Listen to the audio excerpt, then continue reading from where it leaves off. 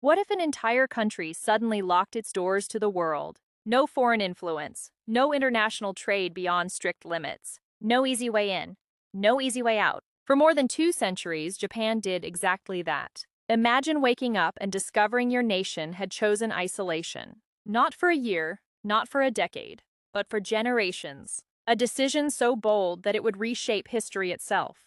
This is the story of the shoguns who closed Japan. A story of power, fear, control, and survival. A story where one decision changed the destiny of millions, and where isolation became a weapon. To understand this choice, we must travel back to the early 1600s. Japan was not yet the peaceful nation many imagine today. It had emerged from centuries of warfare. The wounds of conflict were still fresh. For generations, powerful warlords battled one another. Castles rose and fell. Alliances formed and collapsed. Bloodshed shaped the political landscape. Then came Tokugawa Iemitsu, a brilliant strategist and patient survivor. He outlasted rivals, won decisive victories, and established a government that would dominate Japan. In 1600, the Battle of Sekigahara changed everything. Thousands of warriors fought for Japan's future. When the dust settled, Iemitsu stood victorious. His enemies were defeated. 3 years later, he became shogun. The emperor remained a symbolic figure, but real political power rested elsewhere. It rested in the hands of the Tokugawa Shogunate. For many leaders, victory would have been enough. But Iemitsu thought differently. Winning power was only the beginning. Keeping power was the real challenge. The new government feared instability. The memory of civil war remained vivid. Any threat, foreign or domestic, could potentially shatter the fragile peace. At the same time, European ships were arriving in Asia. Portuguese traders reached Japanese shores. Missionaries followed. New ideas began spreading. To some Japanese leaders, these visitors offered opportunity. Trade brought wealth. Foreign goods brought innovation. New knowledge expanded horizons. But others saw danger. They watched European empires expanding overseas. They saw how foreign powers influenced distant societies, and they grew increasingly suspicious. The shogunate feared losing control. Religion, politics, and trade were becoming intertwined. Foreign influence seemed capable of reshaping loyalties. That possibility alarmed the government. Christianity spread among some communities. Missionaries gained followers. Conversions increased. Questions about allegiance emerged. Would people obey local rulers? Or would they follow foreign religious authorities? The concern may sound exaggerated today.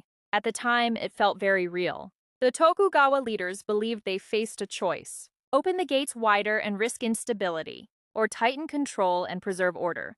The decision would shape centuries. Gradually, restrictions increased. Foreign influence became more heavily monitored. Trade was regulated.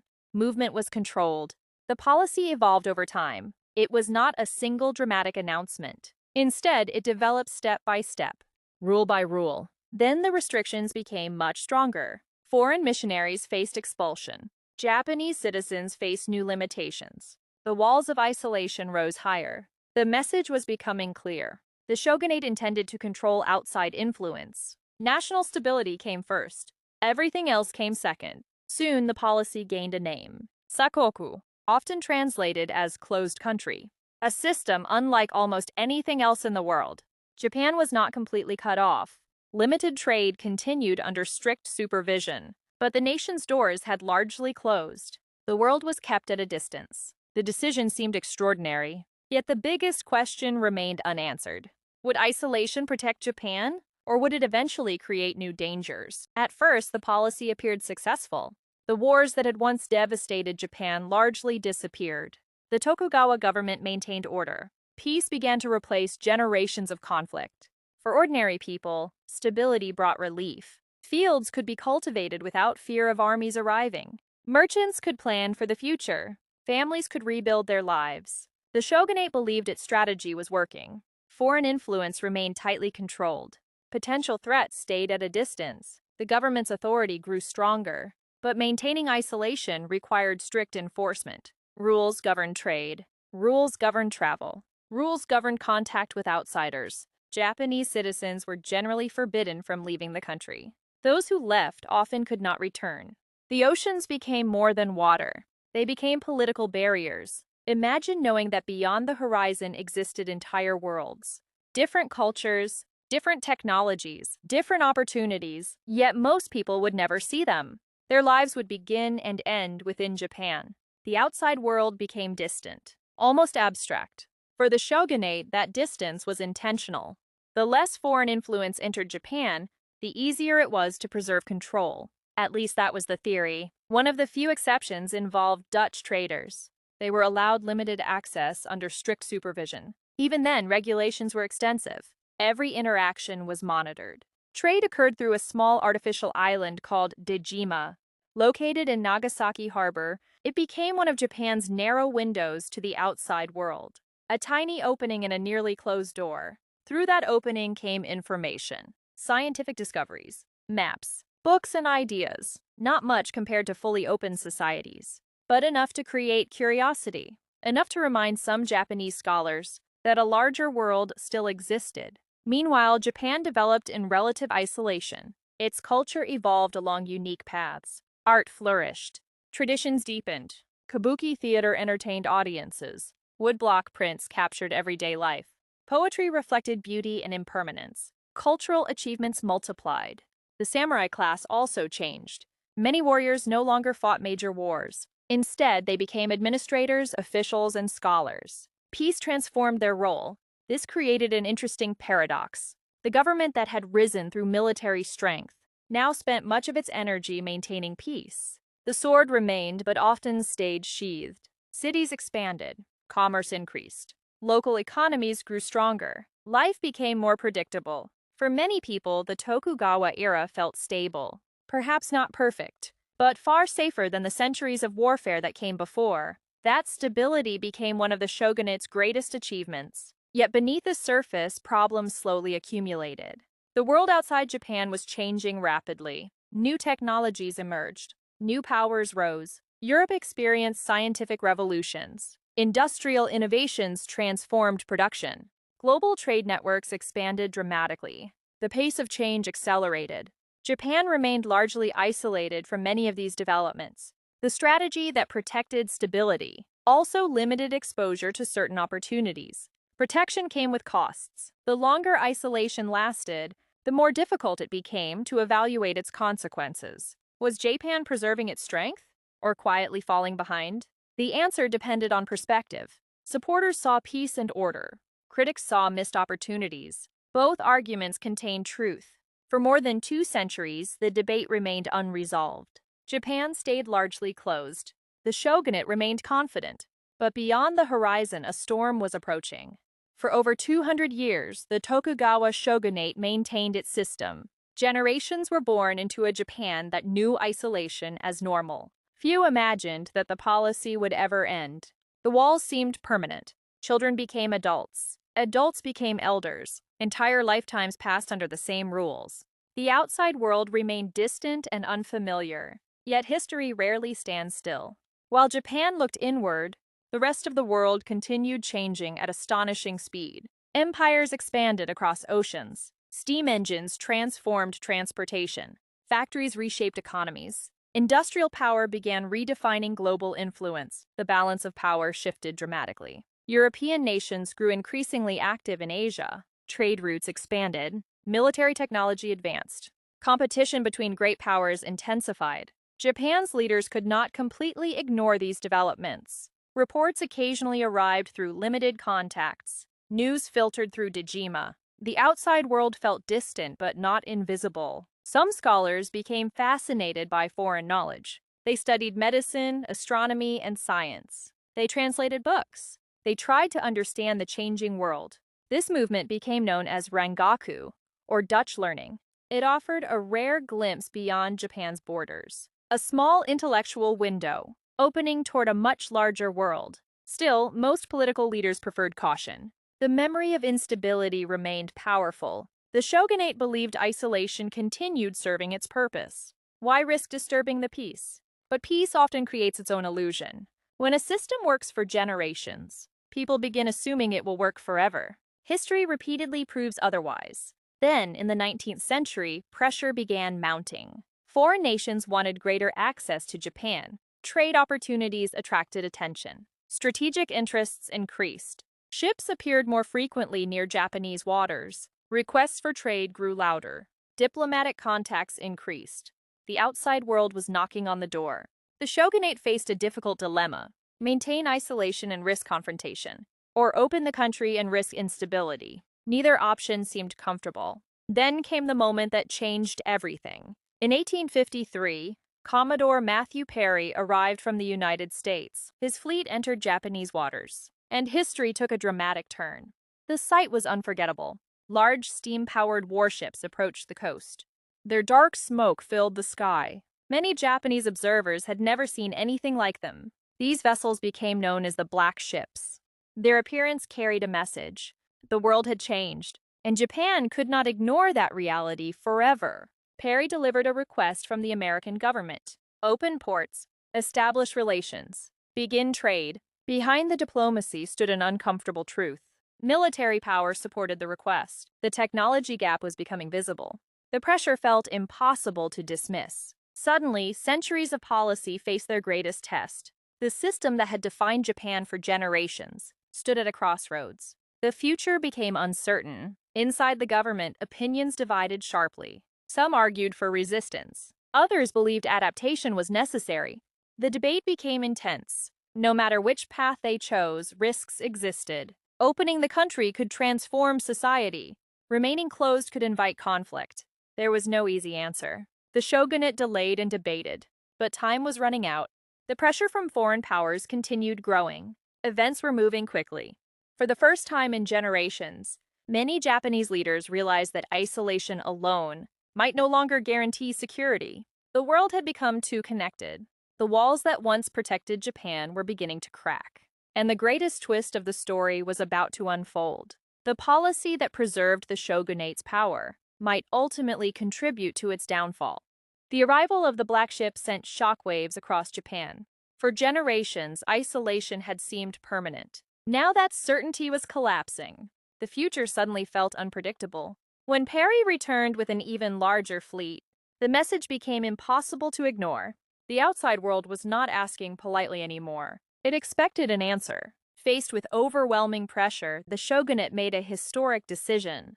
Treaties were signed, ports gradually opened. Japan's long isolation began to end. To many observers, this seemed like a practical compromise. Avoid conflict, maintain stability, adapt to changing circumstances. But inside Japan, the reaction was explosive. Many believed the government had shown weakness. Others feared foreign domination. Anger spread rapidly. The very policy designed to preserve order was now creating division. The shogunate's authority began to weaken. Confidence started to erode. Critics questioned the government's leadership.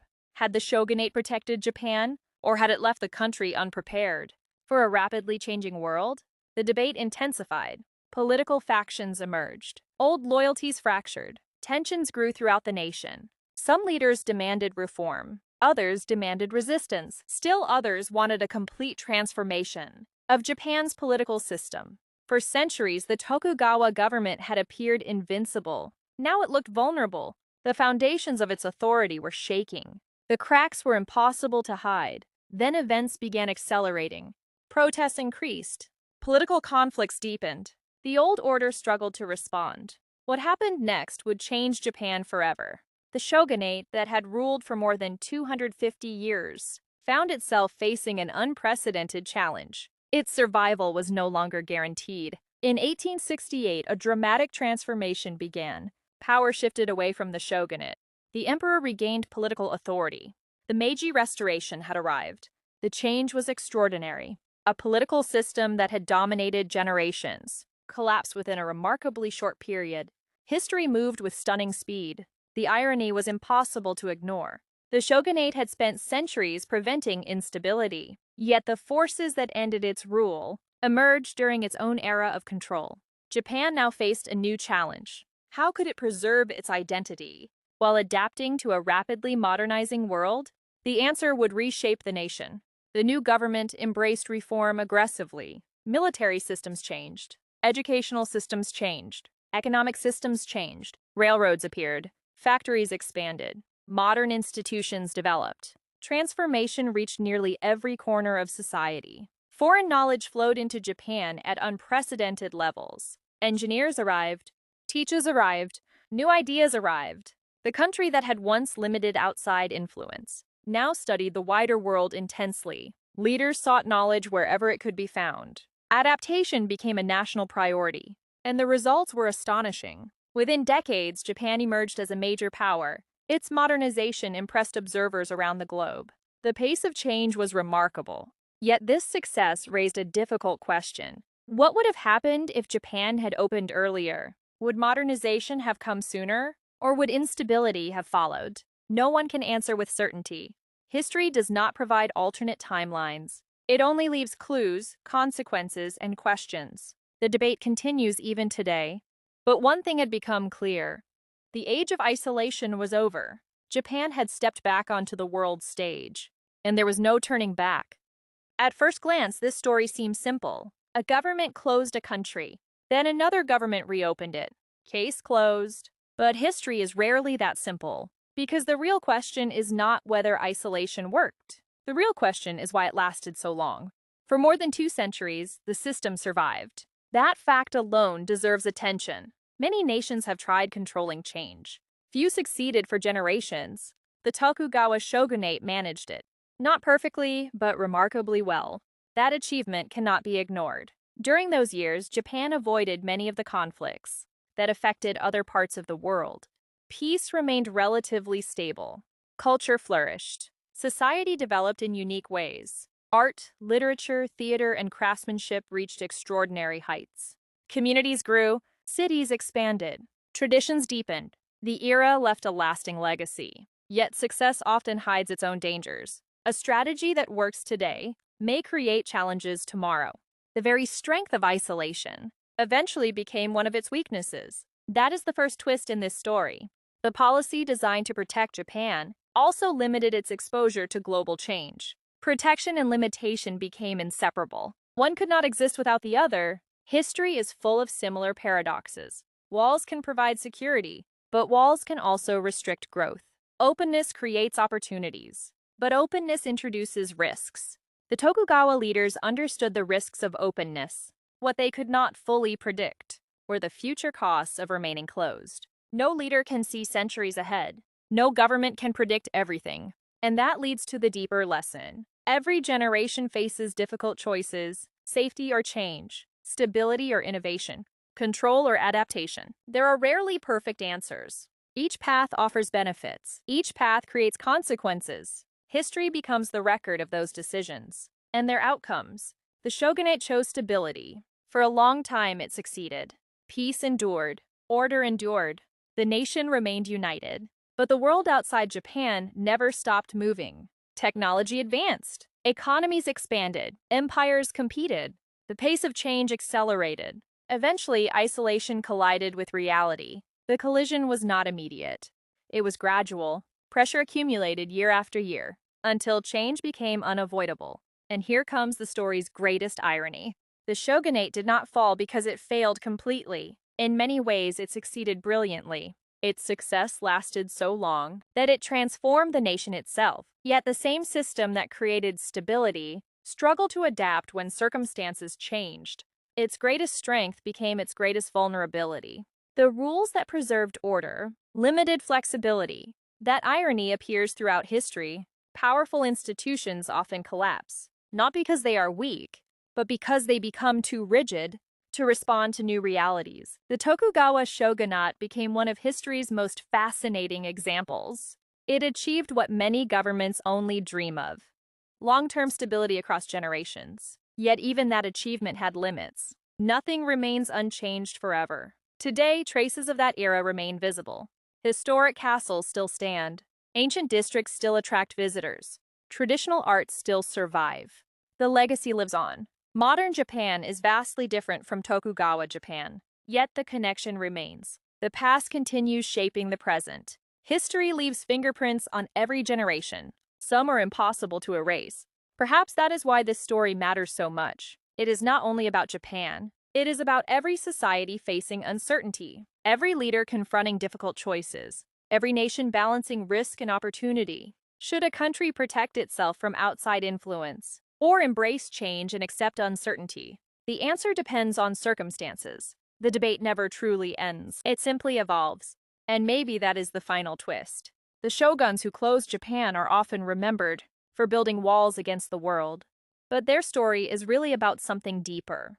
The challenge of managing change. 9:55 to 10 o'clock. Because in the end, Japan did not choose between isolation and openness forever. It experienced both, learned from both, and emerged transformed by both. That is the true legacy of the shoguns who closed Japan from the world.